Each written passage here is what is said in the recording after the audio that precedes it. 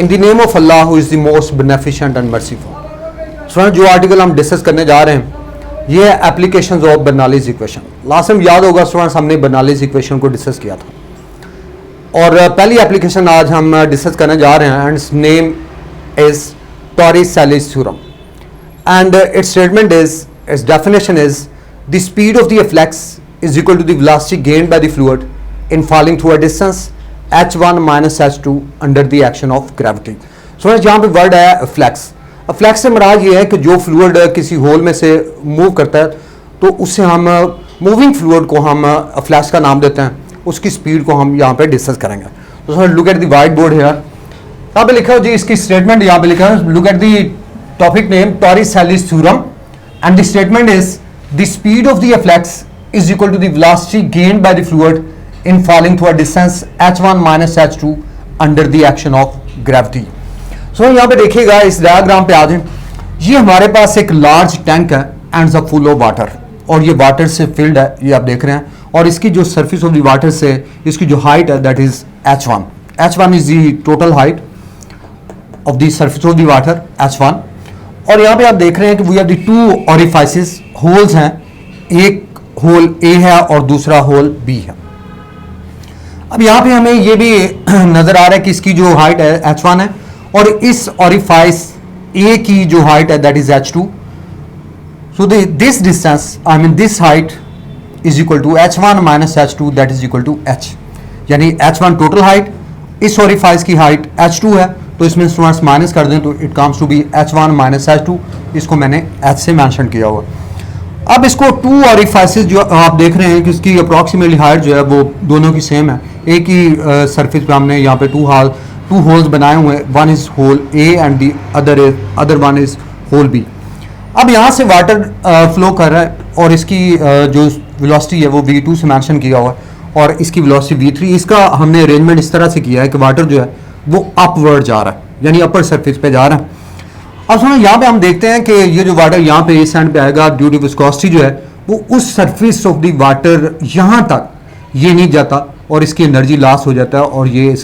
इससे थोड़ा नीचे ही रहता है। और मेनली हम इन दोनों को ही डिस्कस करेंगे इस पर्टिकुलर केस में। अब देखिए हमने स्टूडेंट्स से याद होगा कि हमने इक्वेशन ऑफ कंटिन्यूटी में ये पढ़ा था कि A B is equal to constant, A B is equal to constant, और यहां से हमने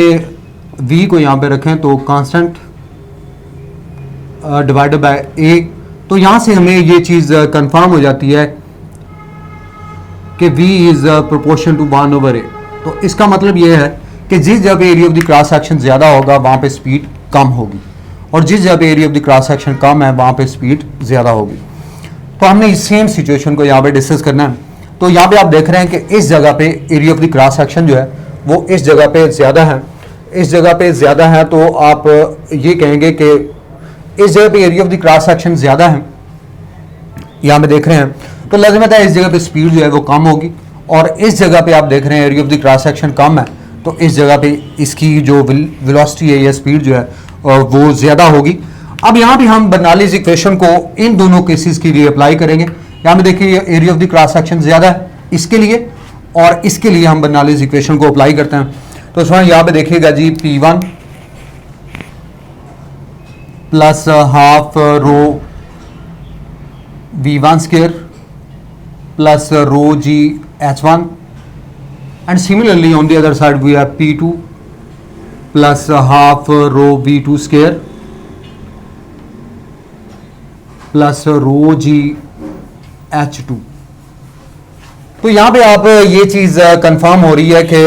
इस पर्टिकुलर केस में अब देखिए ये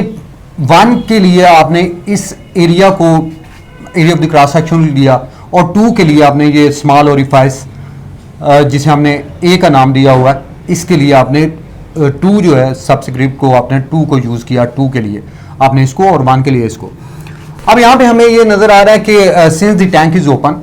ये टैंक जो है ये ओपन है, since the tank is open so therefore P1 and P2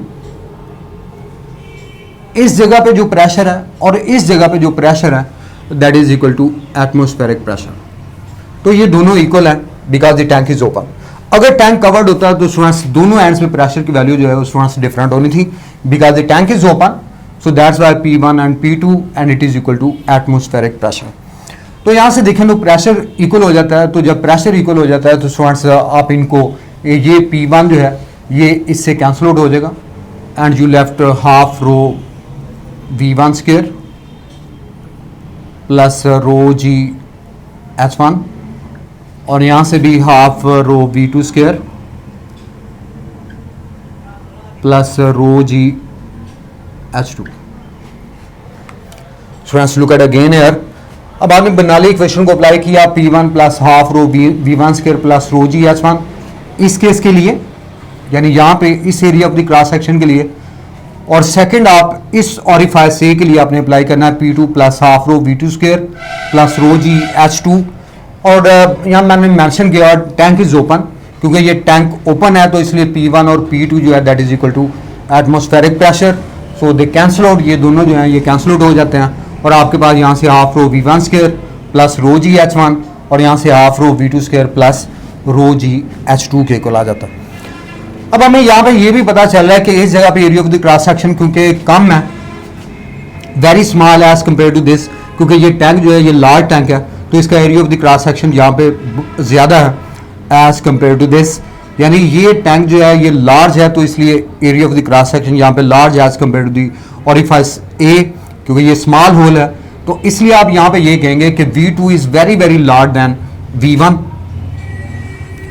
V2 is very very large than V1। So ये चीज़ कंफर्म होनी चाहिए आपको कि इस जगह पे area of the cross section जो है that is very small as compare to this, तो इसलिए V2 जो है that is very very large than V1। तो जो कंपैरिजन की बात करते हैं तो स्टूडेंट्स हम यहाँ पे ये कहेंगे कि V1 जो है that is approximately equal to zero, not exactly equal to zero, यानी अगर ये वाली वैल्यू बहुत ज़्यादा है इसके मुकाबले में तो इसलिए V1 को आप अप्रॉक्सीमेटली आप इग्नोर करते हैं, यानी इट्स वेरी स्मॉल तो अप्रॉक्सीमेटली ज़ीरो आप ले लेते हैं। तो इस जगह पे आप ये ज़ीरो यहाँ पे इंसर्ट कर दें, तो जब ज़ीरो आप इंसर्ट करेंगे तो ये पूरा फैक्टर स्टूडेंट ज़ीरो बन जाएगा प्लस रो जी H1 और यहाँ से half rho V2 square plus rho g H2 के इक्वल।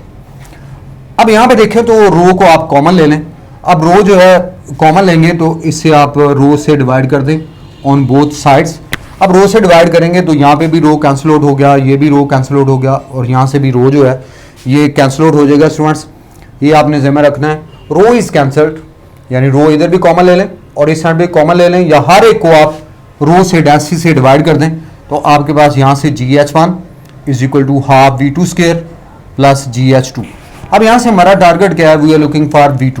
यानी V2 को आपने एक एंड पे रखना है, तो इस जगह पे आप V2 स्क्वायर को इस एंड पे रखें और ये चीज़ जो है इसको आप इधर शिफ्ट कर दें तो ये बन गया जी GH1 माइनस GH2, यानी हाफ V2 स्क्वायर और इस साइड में GH1 माइनस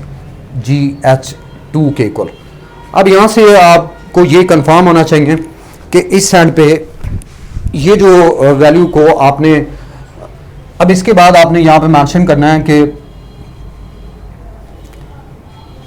इस जगह पे आपने V2 इज आवर टारगेट, मैं यहाँ पे लिख रहा हूँ स्टूडेंट्स, V2 को इस साइड पे रखें तो V2 स्क्वायर, देखिए ये था GH1 minus GH2 is equal to half V2 square, V2 square को इस साइड पे रखेंगे तो 2 जो है ये क्रॉस मल्टीप्लाई हो जाएगा और G कॉमन ले लें तो यहाँ से H1 माइनस H2 और ये 2 जो है दूसरे एंड पे जाके मल्टीप्लाई हो जाएगा। ये दोबारा से देखें, GH1 minus GH2 is equal to half V2 square. अब यहाँ से G को आपने कॉमन ले लिया और 2 जो है ये क्रॉस मल्टीप्लाई होकर यहाँ पे आ गया, 2G H1 minus H2 V2 square. और यहाँ से अगर आप V2 की बात करें, स्पीड ऑफ द फ्लूइड, तो यहाँ से आप taking the square root H1 minus H2 और यहाँ से आप स्क्वायर रूट अप्लाई कर, तो यहाँ से जब आप स्क्वायर रूट अप्लाई करते हैं तो इस जगह पे आपके पास जो रिलेशन आता है students, V2 is equal to 2G H1 minus H2 square root. So that is the speed of the flux, यानी जो स्पीड फ्लूइड की स्टूडेंट्स इसमें से आउट हो रही है इस ओरिफाइस से, ये आप देख रहे हैं speed of the flux, flux कहते हैं जो फ्लूइड इस होल से आउट हो रहा है इसकी स्पीड, उसको हम, ये हमारा टारगेट है जिसे हमने V2 का है, और V2 बराबर है 2gh1 minus h2 square root के। अब यहाँ से देखें h1 माइनस h2 किसके बराबर है, h के, तो यहाँ से स्टूडेंट्स आप इसको यूँ भी लिख सकते हैं V2 is equal to 2gh square root, तो यहाँ से V2 is equal to 2gh square root, so that is the speed of the flux जो इस ओरिफाइस ए से आउट हो रहा है, उसकी स्पीड हमारा टारगेट था, इसे हम टॉरिस-शेली थ्योरम कहते हैं स्टूडेंट्स। तो ये चीज़ें आपको क्लियर होनी चाहिए। Thank you all students.